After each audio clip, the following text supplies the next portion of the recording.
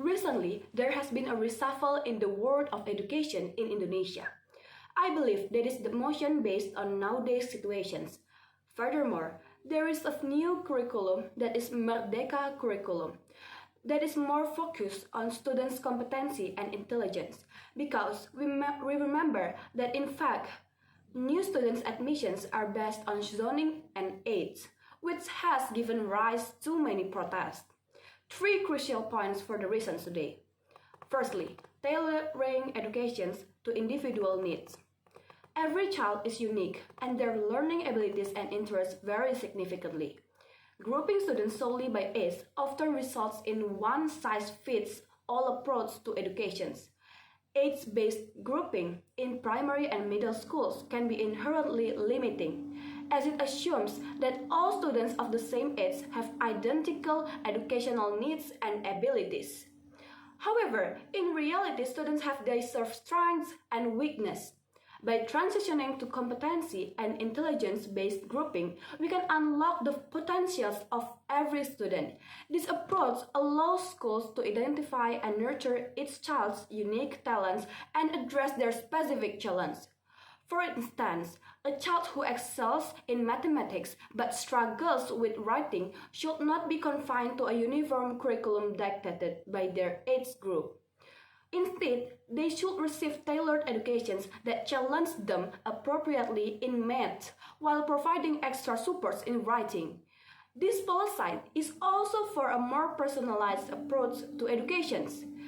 This way, teachers can adapt curriculum and teaching methods to solve each child's specific needs and learning pace, ensuring that no student is held back or left struggling. Because students who receive personalized instructions perform significantly better than those who didn't. Secondly, fostering healthy competitions and motivations.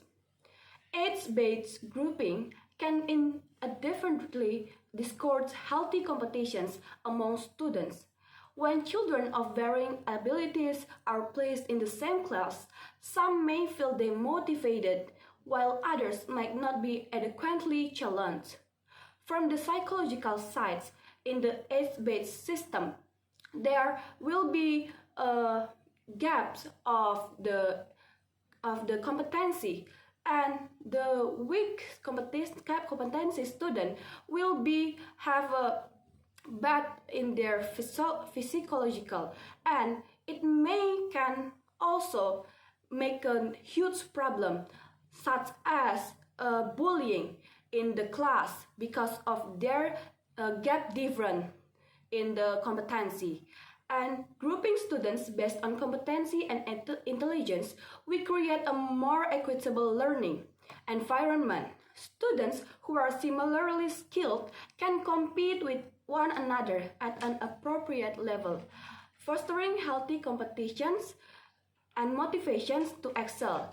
This system encourages students to set and achieve meaningful goals, leading to better overall education and outcomes. Thirdly, preparing the real world. In the real world, people work and interact with individuals of different ages and abilities. The traditional school structure of grouping students solely by age does not reflect the diversity. Abolishing age-based grouping in schools better prepares students for the realities of the workforce and society. By grouping them based on competency and intelligence, students learn to collaborate with individuals of varying backgrounds and skills, mirroring the dynamics of the real world. This approach not only enhances their academic development, but also promotes social and environmental growth. In conclusions, abolishing age-based grouping in primary and middle schools in favor of competency and intelligence-based grouping offers a more flexible, motivating, and realistic educational approach that better meets the needs of today's diverse student populations. It ensures that each child receives a tailored education, fostering motivations and social adaptability, ultimately preparing them more effectively for their future lives and careers. So proud to propose these motions. Thank you.